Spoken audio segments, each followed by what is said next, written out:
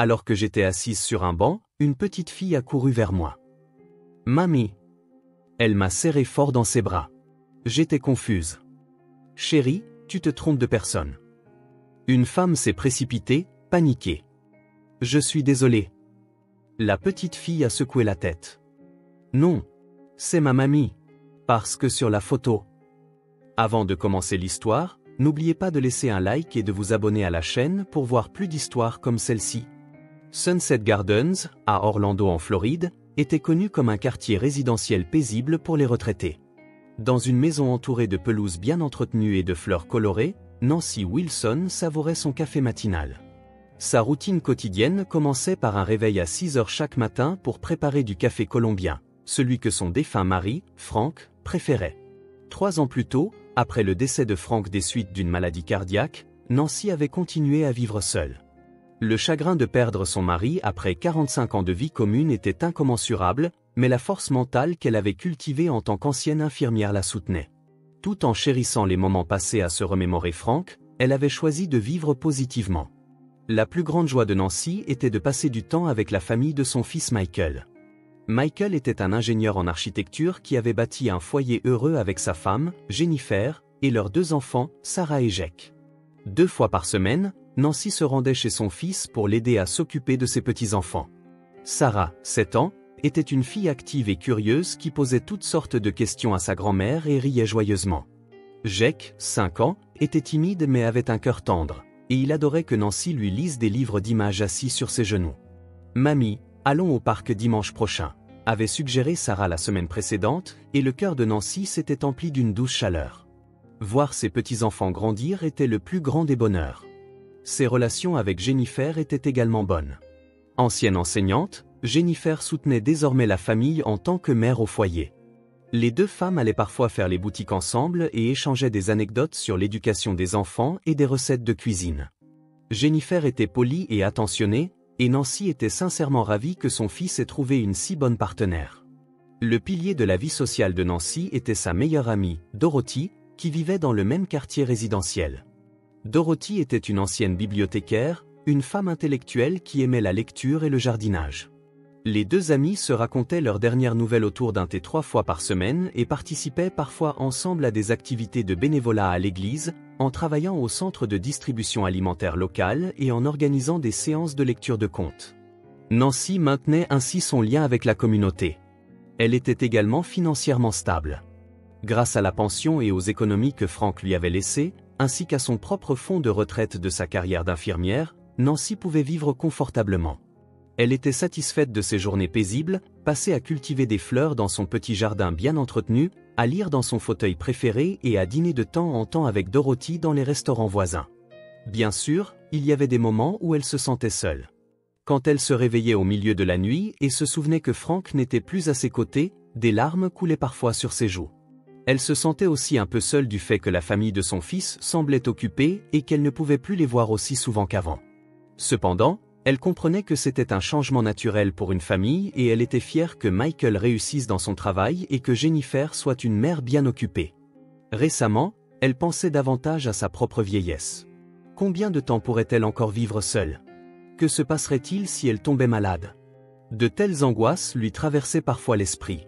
Cependant, Nancy, qui se réjouissait de voir son fils et ses petits-enfants en bonne santé au sein d'une famille paisible, pensait que ces jours calmes continueraient. Le samedi suivant était le jour du pique-nique au parc qu'elle avait promis à ses petits-enfants. Tout en confirmant le menu des sandwichs choisis par Sarah et en prévoyant de faire les biscuits que Jake aimait tant, Nancy savourait ses petits bonheurs. Ces moments quotidiens, ordinaires et paisibles, étaient son trésor le plus précieux. Un mardi après-midi, Nancy se rendit comme d'habitude chez Michael. S'occuper de ses petits-enfants 2 fois par semaine était pour elle le moment le plus agréable. La maison de son fils, dans la banlieue d'Orlando, était située dans un coin particulièrement beau d'un nouveau quartier résidentiel, avec ses murs extérieurs blancs et son toit bleu qui se détachait sur le ciel azur. Cette maison, où elle et Frank avaient l'habitude de se rendre ensemble de son vivant, était devenue un lieu qu'elle visitait désormais seule. Quand elle sonna à la porte, Jennifer l'accueillit avec un sourire. Cependant, ces derniers temps, elle semblait plus fatiguée qu'auparavant.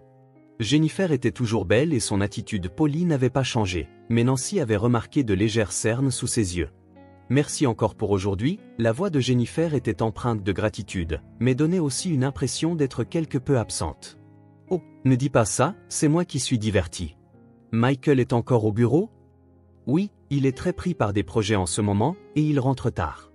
Hier aussi, il était plus de 22 heures, répondit Jennifer avec un sourire las.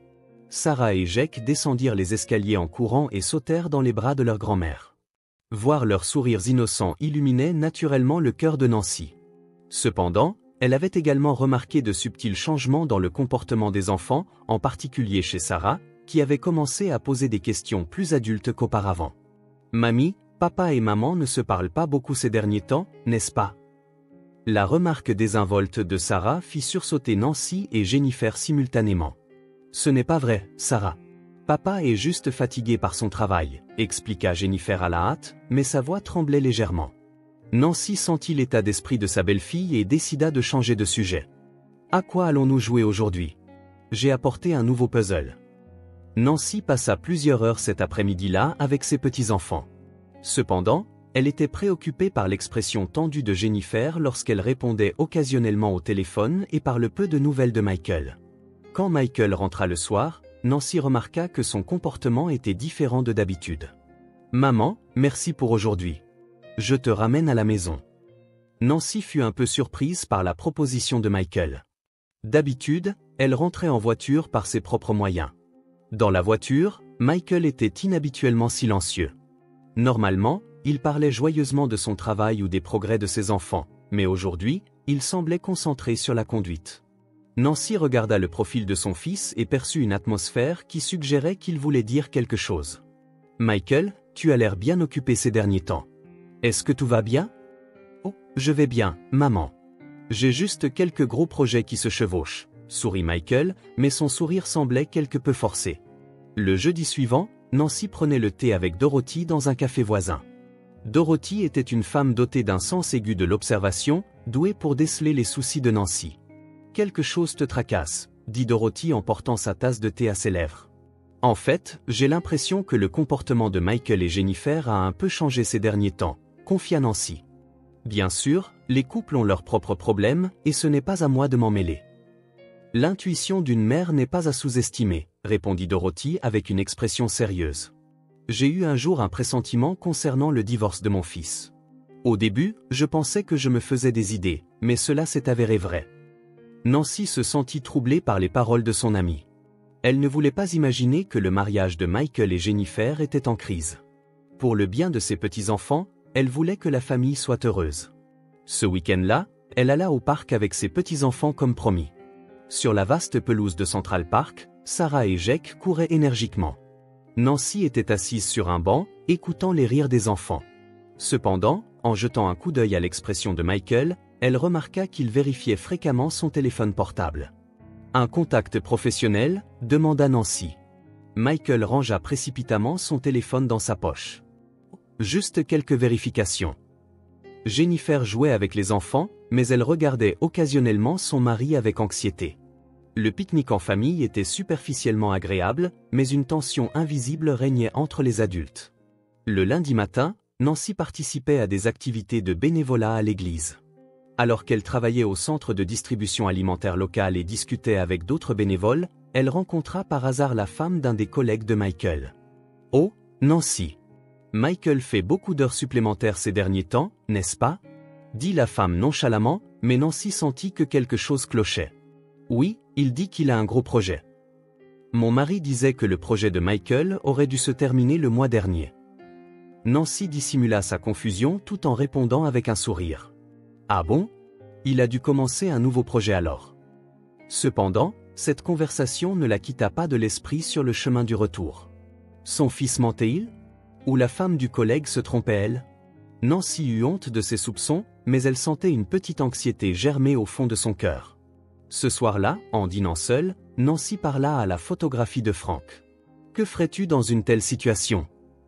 Le doux sourire de son défunt mari semblait lui répondre depuis la photo. Frank croirait en leur fils et veillerait sur lui. Il choisirait l'amour plutôt que le doute. Le lendemain, Nancy appela Michael. « Michael, comment vas-tu ? » « Maman, qu'est-ce qui ne va pas ? Ce n'est pas ton jour d'appel habituel. » La voix de Michael semblait un peu décontenancée. Oh, rien de spécial. Je voulais juste entendre ta voix. Merci, maman, mais je suis un peu occupé en ce moment. On se parle plus longuement plus tard. L'appel se termina brusquement. Nancy raccrocha, préoccupée par ce qui semblait être de l'urgence dans la voix de son fils. Cependant, elle se dit qu'elle se faisait des idées et décida de passer le temps en lisant comme d'habitude. À l'approche du week-end, Nancy attendait avec impatience sa promesse d'aller au parc avec ses petits-enfants. Le samedi matin, le temps était parfait, avec des nuages blancs dérivant lentement dans le ciel bleu. Elle prévoyait de lire son roman préféré en attendant ses petits-enfants sur un banc du parc. Nancy s'assit sur son banc favori à Central Park. Ce banc sous un vieux chêne était aussi un lieu de souvenir où elle et Frank s'asseyaient souvent ensemble. Aujourd'hui, elle avait promis un pique-nique à ses petits-enfants. Mais comme Michael l'avait prévenu qu'il serait un peu en retard, elle décida d'attendre seule en lisant. Elle tenait entre ses mains un roman d'amour qu'elle avait emprunté à la bibliothèque locale. Dernièrement, elle se laissait plus souvent aller à ce genre d'histoire légère. Le temps passé immergé dans le monde des livres, oubliant les petits soucis de la réalité, était un précieux moment de détente pour Nancy. Le parc était fréquenté par de nombreuses familles, comme c'est typique le week-end. Sur la pelouse, des pères lançaient des frisbees et des mères discutaient en poussant des poussettes à l'ombre des arbres. Les rires joyeux des enfants et la musique entendue au loin créaient une atmosphère d'après-midi paisible. Nancy levait parfois les yeux pour observer le parc tout en savourant le flux de ce temps paisible. Elle lisait une scène où le protagoniste du roman faisait face à un tournant de sa vie quand elle entendit soudain de petits pas s'approcher.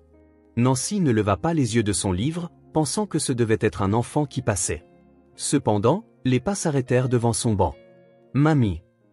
Au moment où une voix claire et joyeuse retentit, Nancy fut si surprise qu'elle faillit laisser tomber son livre. Devant elle se tenait une adorable fillette d'environ 5 ans. La petite, avec des cheveux blonds bouclés attachés en queue de cheval et vêtue d'une robe rose, courut vers Nancy sans hésitation. « Oh !» Alors que Nancy était confuse, la fillette la serra dans ses bras sans hésiter. De petits bras s'enroulèrent autour du cou de Nancy, et le doux parfum de shampoing lui chatouilla le nez. « Mamie, tu m'as manqué. » La voix de la fillette était remplie d'une joie pure. Nancy accueillit doucement la petite tout en se disant qu'elle devait expliquer qu'il s'agissait clairement d'une méprise. « Petite, tu te trompes de personne. Je ne suis pas ta grand-mère. » Cependant, la fillette secoua vigoureusement la tête. « Non, c'est ma grand-mère, parce que tu ressembles exactement à la personne sur les photos que papa me montre tout le temps. » À ce moment, la voix paniquée d'une femme se fit entendre. « Emma, Emma, où es-tu » Une femme qui semblait avoir la fin de la vingtaine arriva en courant, essoufflée. La femme, avec de longs cheveux bruns attachés en arrière, vêtue d'un jean décontracté et d'un chemisier, était visiblement troublée. « Je suis désolée. » La femme s'inclina profondément devant Nancy. « Emma, cette personne est une inconnue. Éloigne-toi d'elle tout de suite. » Cependant, la fillette appelée Emma ne voulait pas quitter Nancy. « Maman, non. C'est ma grand-mère. Elle est exactement pareille que la personne que papa me montre sur les photos. » Nancy regarda la femme qui semblait être la mère de la fillette, tout en étant déconcertée par l'expression confiante de la petite. Cette femme, qui se présenterait plus tard comme étant Lisa, pâlit et cachait manifestement quelque chose. « Emma, de quelle photo parles-tu » demanda doucement Nancy à la fillette. « Les photos que papa regarde tout le temps » répondit Emma avec des yeux pétillants. « Quand il rentre du travail, il les sort du tiroir de son bureau et les regarde. Des photos de mamie, de papa et de nous. » L'expression de Lisa devint encore plus sévère. « Emma, ça suffit. Tu déranges cette dame. » Cependant, Emma continua. « Papa l'a dit aussi. C'est la grand-mère d'Emma. Elle est très gentille et merveilleuse. » Le cœur de Nancy se mit à battre violemment. « Excusez-moi, mademoiselle, dit-elle à Lisa. Si cela ne vous dérange pas, à propos de ces photos ? » « Non, ce doit être une méprise, » l'interrompit Lisa précipitamment. Emma a une imagination débordante et confond parfois la réalité avec la fantaisie. Mais Emma nia les paroles de sa mère. « Non, maman. Papa a toujours dit que cette photo était précieuse. Il a dit, un jour, nous rencontrerons certainement mamie. » Une atmosphère tendue s'installa entre Nancy et Lisa. L'agitation du parc semblait lointaine, et un monde où seules les 3 personnes étaient prises dans cette situation étrange s'était formé. Continua Nancy en choisissant soigneusement ses mots. « Si cela ne vous dérange pas, Pourriez-vous me dire le nom du père d'Emma? Lisa était clairement troublée, mais Emma répondit la première. Michael. Michael Wilson. C'est un papa très gentil. Le sang de Nancy se glaça. Elle eut l'impression que le monde s'était arrêté un instant. Michael Wilson était en effet le nom de son fils. Mais ce devait être une coïncidence. C'était un nom courant après tout. Excusez-moi, la voix de Nancy tremblait. Est-ce que ce Michael est ingénieur en architecture? Toute couleur quitta le visage de Lisa. Comment le savez-vous? Mamie, tu connais le travail de papa. Incroyable, exprima Emma avec une surprise pure. Papa sera content, lui aussi. Viens jouer à la maison un de ces jours. Papa veut vraiment te rencontrer aussi. Nancy se leva et fixa Lisa. Êtes-vous Lisa? Lisa Martin. Comment connaissez-vous mon nom? Lisa recula d'un pas. S'il vous plaît, répondez-moi. La voix de Nancy portait l'autorité qu'elle avait cultivée pendant ses années d'infirmière. Quelle est votre relation avec Michael Wilson? Emma répondit innocemment. Papa est l'ami spécial de maman. Papa vient parfois jouer à la maison et dîne avec nous. Et il me montre toujours des photos de mamie. Nancy sentit ses genoux flageoler. Si ce que cette adorable fillette disait était vrai, alors son fils avait des secrets. De très lourds secrets. Lisa, demanda Nancy avec un dernier espoir. Se pourrait-il que Michael soit le père d'Emma? Emma répondit fièrement. Papa est très occupé, donc il ne peut pas toujours être avec nous, mais il m'aime très fort. Et il aime beaucoup mamie aussi. Lisa prit précipitamment la main d'Emma. Allons-y maintenant, Emma. Nous avons assez dérangé cette dame. Cependant, Emma résista. Non, je veux encore parler avec mamie. Appelons papa pour qu'il vienne nous chercher. Emma, pas maintenant, la voix de Lisa était désespérée. Nancy regarda les yeux purs d'Emma, confuse sur la manière de comprendre cette situation. Si cet enfant était réellement la fille de son fils, cela signifierait qu'elle avait une autre petite fille. Et cela voudrait dire que Michael racontait de gros mensonges à sa famille. Mamie, Emma prit finalement la main de Nancy. S'il te plaît, viens nous voir la prochaine fois. Papa et moi, nous t'attendons toujours. Lisa souleva Emma et tenta de partir rapidement. Cependant, après quelques pas, elle se retourna et s'inclina légèrement devant Nancy. Son expression contenait un mélange complexe d'excuses, de peur et de quelque chose qui ressemblait à de la résignation. Nancy resta seule sur le banc et remarqua finalement que le roman qu'elle tenait était tombé par terre. L'agitation du parc continuait comme si de rien n'était, mais son monde avait complètement changé. Un appel de son fils arriva sur son portable, disant qu'il serait en retard à leur rendez-vous, mais cela n'avait plus d'importance. Sur le chemin du retour, la tête de Nancy était remplie des paroles d'Emma. L'expression confiante de la fillette, le trouble de Lisa, et surtout, le nom de Michael Wilson. Le souhait que ce ne soit qu'une coïncidence et son instinct maternel s'affrontaient violemment. Cette nuit-là, Nancy ne dormit pas du tout. En fixant le plafond, elle repensa à sa relation avec son fils. Les récents changements de comportement de Michael, ses retours tardifs, son attention pour son téléphone portable et l'expression fatiguée de Jennifer. Tout semblait commencer à se connecter en une seule ligne effrayante. Le lendemain matin, Nancy appela Dorothy. Elle avait besoin du jugement calme de sa meilleure amie. Dorothy, j'ai besoin de tes conseils. As-tu un moment cet après-midi? Bien sûr, mais ta voix tremble. Que s'est-il passé? Chez Dorothy, Nancy raconta en détail ce qui s'était passé au parc. Son amie écouta en silence, mais lorsque l'histoire fut terminée, elle laissa échapper un profond soupir. Nancy, il y a trop de coïncidences pour écarter cela comme un simple hasard. Mais je ne veux pas croire que mon fils ment. Michael est un garçon honnête et sincère. Il l'était certainement. Mais les gens peuvent changer, dit doucement Dorothy. Si j'étais à ta place, je pense que j'essaierais de découvrir la vérité. Comment? Je ne peux pas lui demander directement. Dorothy réfléchit un instant puis suggéra. Et si tu engageais un détective? J'ai une amie qui a utilisé une agence lors de son divorce. Ils sont très fiables. Nancy fut surprise. En 68 ans de vie, elle n'avait jamais imaginé avoir affaire à quelqu'un de la profession de détective. Cependant, vu l'importance de connaître la vérité, cela pourrait être un moyen nécessaire. J'y réfléchirai, répondit Nancy le cœur lourd. Cette nuit-là, Nancy s'assit devant la photo de Frank et parla à son défunt mari. Qu'aurais-tu fait? Dois-je faire confiance à notre fils, ou dois-je chercher la vérité? Le doux sourire de Frank ne lui donna pas de réponse, mais la résolution de Nancy se renforçait dans son cœur. Pour le bien de ses petits-enfants et de sa famille, elle devait connaître la vérité. Le mardi matin, Nancy ouvrit l'annuaire téléphonique avec des mains tremblantes et chercha le numéro de l'agence de détective que Dorothy lui avait recommandé. Quand elle trouva le nom, Agence d'investigation Rodriguez, elle n'aurait jamais imaginé que sa vie prendrait un tel tournant. Une voix masculine calme répondit au téléphone. « Ici l'agence d'investigation Rodriguez. Je suis Tom Rodriguez. J'aimerais demander une enquête sur le comportement de mon fils. » La voix de Nancy tremblait. « Compris. Pourriez-vous passer quand vous aurez le temps? J'écouterai votre histoire en détail. » Le lendemain après-midi, Nancy se rendit pour la première fois de sa vie dans une agence de détective privé. Tom Rodriguez était un homme d'environ 45 ans à l'expression honnête. Le bureau était plus lumineux qu'elle ne l'avait imaginé, ressemblant à un bureau normal avec des photos de famille exposées. « Racontez-moi votre histoire », encouragea Tom d'un ton doux.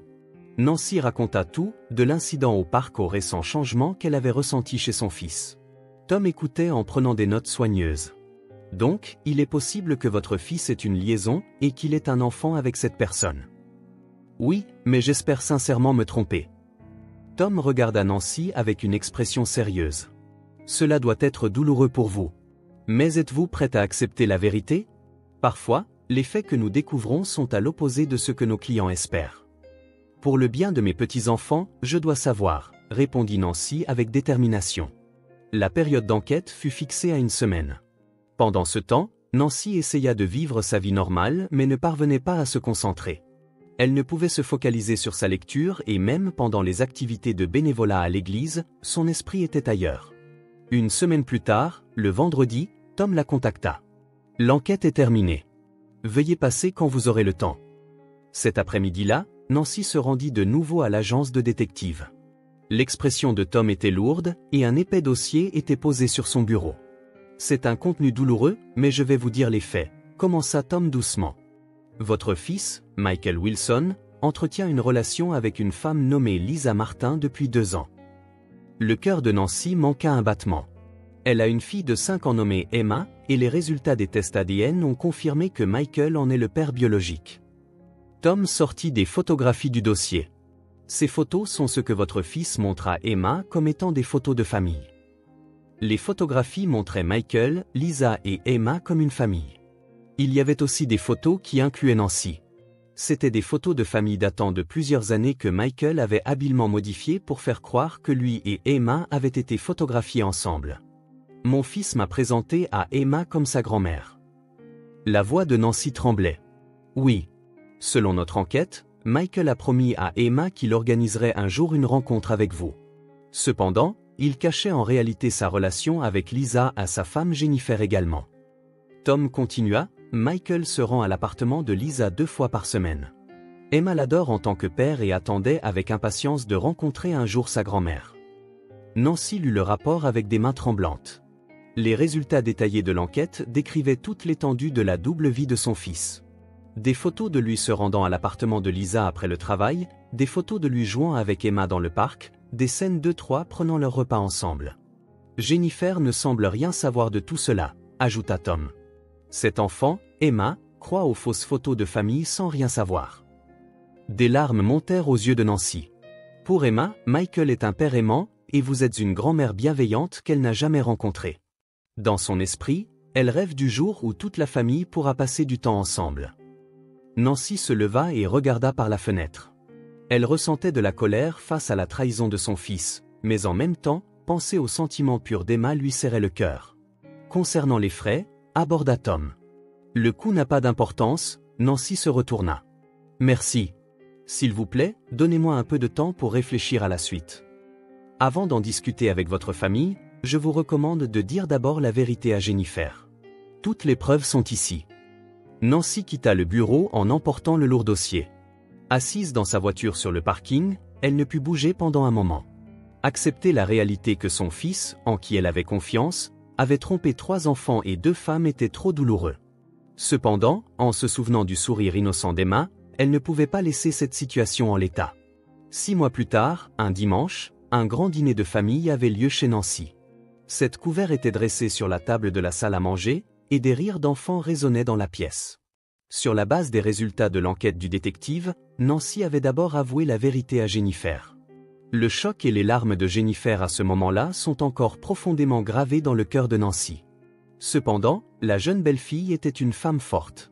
Elle a mis les enfants au premier plan, a accepté calmement la situation et a pris les mesures appropriées. « Maman, merci de m'avoir dit la vérité », avait dit Jennifer à l'époque en essuyant ses larmes. « Si j'étais restée dans l'ignorance, j'aurais été encore plus blessée. » La procédure de divorce entre Michael et Jennifer est toujours en cours, mais tous deux maintiennent une relation de coopération pour le bien des enfants. Michael fut d'abord furieux que sa mère ait engagé un détective, mais il ne put nier les faits. « Maman s'immisce trop dans ma vie », avait-il dit au début, mais Nancy avait répondu avec une attitude résolue. « Tu as blessé 3 enfants et 2 femmes. Pense à ce que j'ai ressenti en étant poussée à engager un détective. » Actuellement, Nancy a également commencé à s'occuper d'Emma le week-end. La petite fille de 5 ans, bien que confuse, a commencé à accepter Nancy comme sa vraie grand-mère. Sarah et Jake appréciaient également d'interagir avec leur demi-sœur, Emma, et le lien entre les 3 enfants se renforçait de jour en jour. Sa relation avec Lisa s'est également améliorée avec le temps. Au début, Lisa évitait Nancy et était en colère d'avoir été l'objet d'une enquête. Cependant, elle a fini par comprendre les sentiments purs de Nancy, qui se souciait réellement d'Emma. « J'ai eu peur au début », a confié Lisa un jour en buvant un café. « Mais je n'ai jamais vu Emma aussi heureuse.